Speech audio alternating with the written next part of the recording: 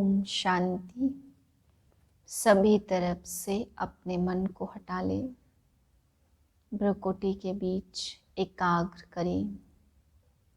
अभी हम अंतर जगत की यात्रा करेंगे। स्वयं के स्वरूप को देखें। मैं चमकती हुई ज्योति, शांत हूँ, स्वच्छ हूँ, पवित्र हूँ। मुझसे शुद्धता का प्रकाश निकल निकल कर फैल रहा है। मैं अपने पिता प्यारे परमात्मा शिव के महावाक्य सुनती हूँ। इसी शुद्ध स्थिति में शिव बाबा की मुरली सुने। 28/12/2020 के महावाक्य हैं। आज बाबा विशेष इस बात पर फोकस कर रहे हैं कि बच्चे, तुम्हें कैसे भी करके आत्माभिमानी बनने की मेहनत करनी है। अगर तुम्हें तख्त चाहिए, सतयुगी तख्त पाना है, तो बाबा कहते हैं 2 चीज की मेहनत तुम्हें जरूर करनी है। एक तो निंदा स्तुति, मान अपमान, जय पराजय सब में समान रहने की मेहनत। कोई भी कुछ भी करे, निंदा करे या कुछ भी बोले, बाबा कहते बच्चे तुम चुप हो जाओ। दूसरा बाबा कह रहे आत्माभिमानी बनने की पूरी मेहनत करनी है। क्रिमिनल आई धीरे धीरे सिविल आई बन जाएगी, उसके लिए आत्मा भाई भाई का अभ्यास करना है। फिर बाबा समझा रहे कि बच्चे तुम्हें सर्विस जरूर करनी है। जैसे बाप सर्विस करते हैं, ऐसे तुम बच्चों को बाप के साथ सर्विस करना जरूर सीखना है। हिम्मते बच्चे मददे बाप। बाबा कहते हैं कि बाप आकर के तुम बच्चों को हिम्मत देते हैं कि बच्चे सर्विस कैसे करनी है, उसकी हिम्मत दिलाते हैं। बस तुम्हें प्रैक्टिस करनी है, सीखना चाहिए। बाबा कहते कभी सुस्त नहीं होना है। फिर बाबा समझा रहे हैं, कई बच्चे कहते हैं कि हमारी अवस्था कभी बहुत खुशनुम रहती है और कभी खुशी गुम हो जाती है। तो बाबा कहते बच्चे सदा खुश रहना है तो एक चीज का अभ्यास करना है, मन मना भाव। फिर बाबा कह रहे कई बच्चों को शौक रहता है सेंटर खोले। बाबा कहते बच्चे सेंटर खोलते हैं तो सेवा भी बढ़ेगी। ये बाप तुम्हें हिम्मत देते हैं कि सेवा आगे बढ़ाते रहो। फिर बाबा समझा रहे हैं कि बच्चे तुम्हें मन मना भाव की स्थिति में स्थित रहना है। जिन्न की कहानी भी आज बाबा ने बताई। जिन्न को चढ़ने और उतरने का काम दे दिया। ऐसे बाबा कहते तुम बच्चे भी चढ़ते हो और उतरते हो, फिर चढ़ते हो फिर उतरते हो। यह चढ़ने उतरने का खेल है। फिर बाबा समझा रहे कि तुम तो डबल पूजे जाते हो।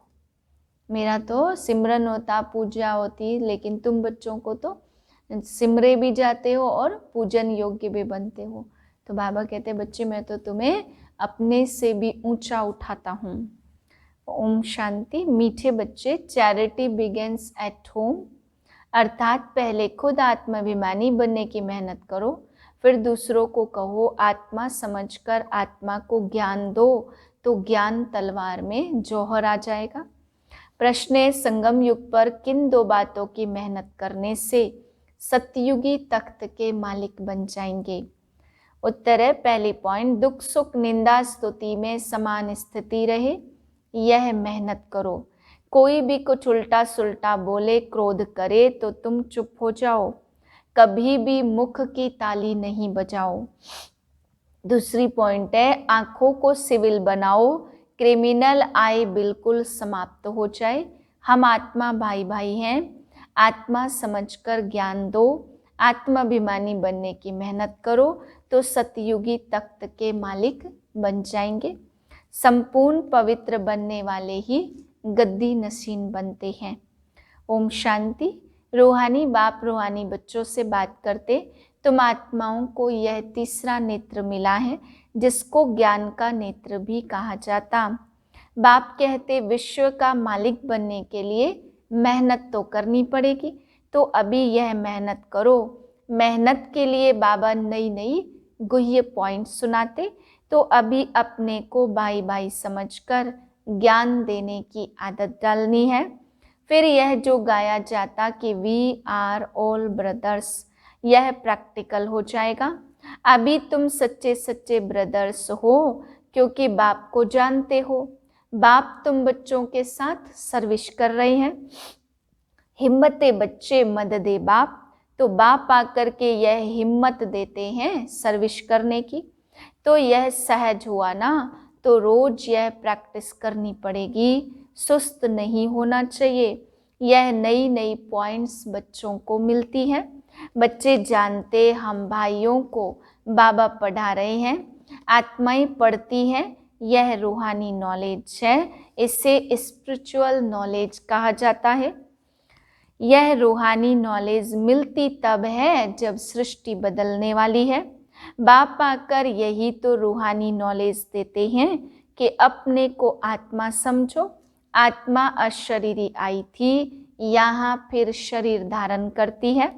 शुरू से अब तक आत्मा ने 84 जन्म लिए हैं, परंतु नंबरवार जो जैसे आए होंगे वह वैसे ही ज्ञान योग की मेहनत करेंगे।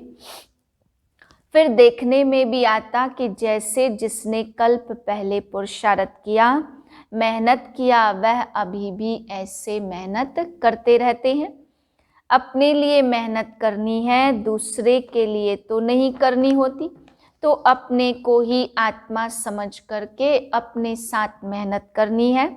दूसरा क्या करता, इसमें हमारा क्या जाता है। चैरिटी बिगिंस एट होम माना पहले पहले खुद मेहनत करनी है, पीछे भाइयों को कहना है। जब तुम अपने को आत्मा समझ करके आत्मा को ज्ञान देंगे तो तुम्हारी ज्ञान तलवार में जौहर रहेगा। मेहनत तो है ना, तो जरूर कुछ न कुछ सहन करना पड़ता है। इस समय दुख सुख निंदा स्तुति मान अपमान यह सब थोड़ा बहुत सहन करना पड़ता। तो जब भी कोई उल्टा सुल्टा बोलता है तो कहते हैं चुप। जब कोई चुप कर देते तो पीछे कोई गुस्सा क्या करेंगे। जब कोई बात करते और दूसरा भी बात करते हैं तो मुख की ताली बजती है। अगर एक ने मुख की ताली बजाई और दूसरे ने शांत किया तो चुप। बस यह बाप सिखलाते हैं, कभी भी देखो कोई क्रोध में आते हैं तो चुप हो जाओ, आपे ही उसका क्रोध शांत हो जाएगा। दूसरी ताली नहीं बजेगी। अगर ताली से ताली बजी तो फिर गड़बड़ हो जाती है। इसलिए बाप कहते बच्चे इन बातों में ताली नहीं बजाओ, न विकार की, न काम की, न क्रोध की। बच्चों को हर एक का कल्याण करना ही है।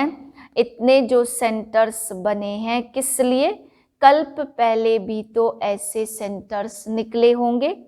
देवों का देव बाप देखते रहते कि बहुत बच्चों को शौक रहता है कि बाबा सेंटर खोलूं। हम सेंटर खोलते, हम खर्चा उठाएंगे तो दिन प्रतिदिन ऐसे होते जाएंगे, क्योंकि जितना विनाश के दिन नज़दीक होते जाएंगे उतना फिर इस तरफ भी सर्विस का शौक बढ़ता जाएगा। अभी बाप दादा दोनों इकट्ठे हैं तो हर एक को देखते हैं कि क्या पुरुषार्थ करते हैं, क्या पद पाएंगे, किसका पुरुषार्थ उत्तम, किसका मध्यम, किसका कनिष्ठ है, वह तो देख रहे हैं।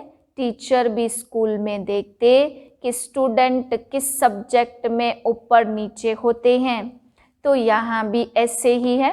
कोई बच्चे अच्छी तरह से अटेंशन देते तो अपने को ऊंचा समझते हैं, कोई समय फिर भूल करते हैं, याद में नहीं रहते तो अपने को कम समझते हैं।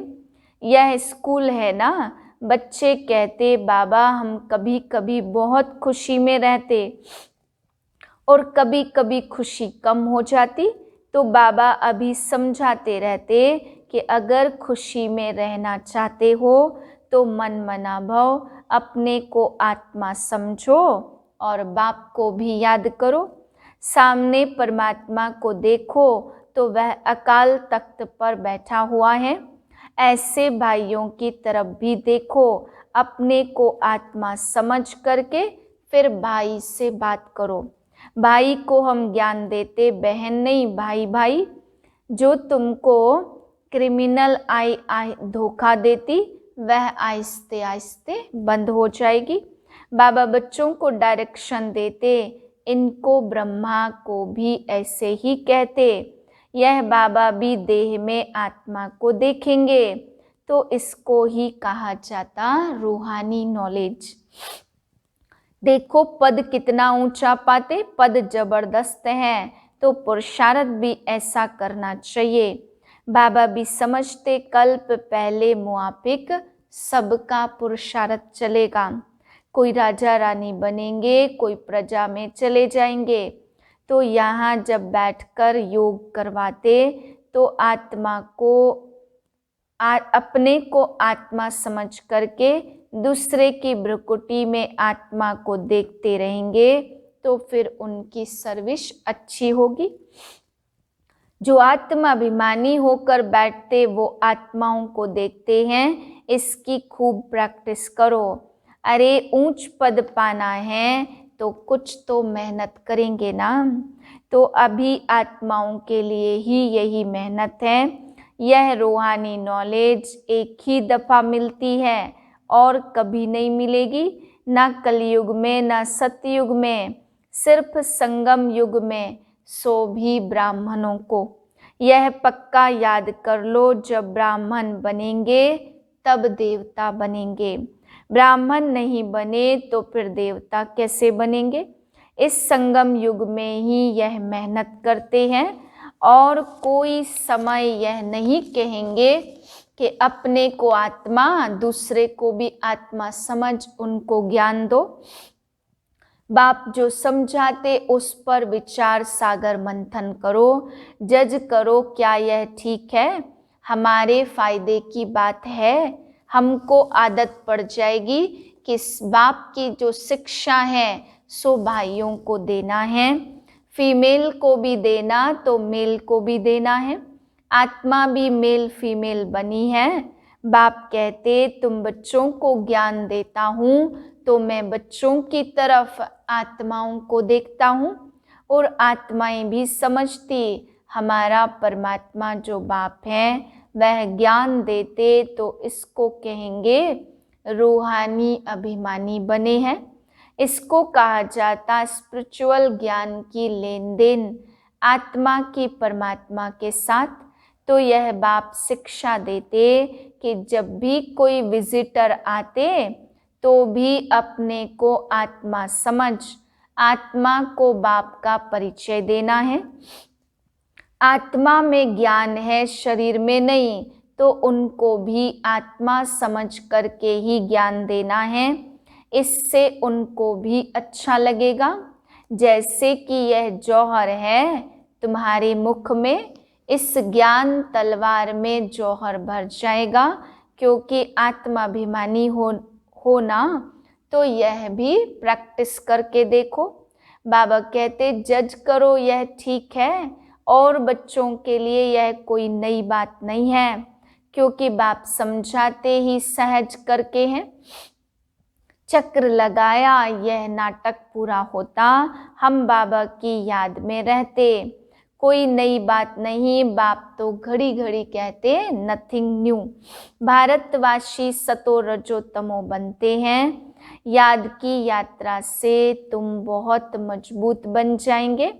इतनी छोटी आत्मा में अविनाशी पार्ट भरा हुआ है। यह बड़ा वंडरफुल ज्ञान है, कभी कोई यह ज्ञान बता ही नहीं सकते। ऐसे कोई की ताकत नहीं जो यह ज्ञान बताए। तो अभी बच्चों को दिन प्रतिदिन बाप समझाते रहते, अभी प्रैक्टिस करो। हम अपने भाई आत्मा को ज्ञान देते, आप समान बनाने के लिए, बाप से वर्षा लेने के लिए, क्योंकि सब आत्माओं का हक है। बाबा आते हैं सभी आत्माओं को अपना अपना शांति व सुख का वर्षा देने। हम जब राजधानी में होंगे तो बाकी सब शांति धाम में होंगे। पीछे जय जयकार होगी, यहाँ सुख ही सुख होगा। इसलिए बाप कहते हैं पावन बनना है। तो प्रैक्टिस यह करो, जितना जितना तुम पवित्र बनते उतना कशिश होती है। जब तुम बिल्कुल पवित्र बन जाते हो तो गद्दी नशीन बन जाते हो। तो प्रैक्टिस यह करो, ऐसे मत समझना कि बस यह सुना और कान से निकला। नहीं, इस प्रैक्टिस बगैर तुम चल नहीं सकेंगे। अपने को आत्मा समझो, वह भी आत्मा। भाई भाई को बैठकर समझाओ। रूहानी बाप रूहानी बच्चों को समझाते हैं। इसको कहा जाता रूहानी स्पिरिचुअल नॉलेज। स्पिरिचुअल फादर देने वाला है। जब चिल्ड्रन पूरा स्पिरिचुअल बन जाते, एकदम प्योर बन जाते, तो जाकर सतयुगी तख्त के मालिक बनते हैं। जो प्योर नहीं बनेंगे वह माला में भी नहीं आएंगे। माला का भी कोई अर्थ तो होगा ना। माला का राज दूसरा कोई भी जानते नहीं है। माला को क्यों सिमरते हैं?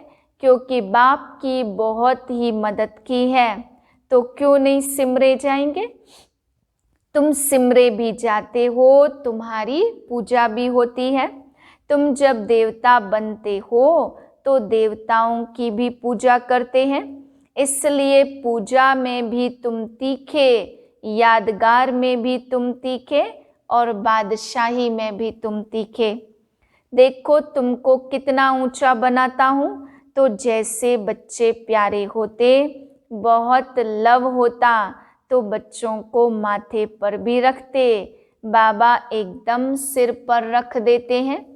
अच्छा, मीठे मीठे सिक्के लदे बच्चों प्रति माता पिता बाप दादा का याद प्यार और गुड मॉर्निंग। रूहानी बच्चों की रूहानी बाप को नमस्ते। धारणा के लिए है पहली पॉइंट, गायन और पूजन योग्य बनने के लिए स्पिरिचुअल बनना है।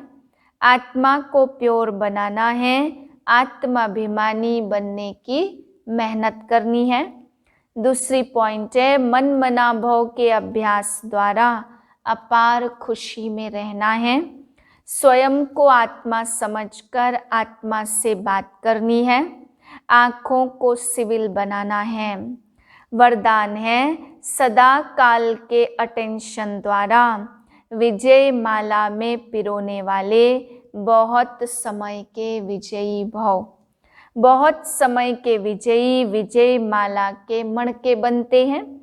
विजयी बनने के लिए सदा बाप को सामने रखो। तो जो बाप ने किया वही हमें करना है। हर कदम पर जो बाप का संकल्प वही बच्चों का संकल्प।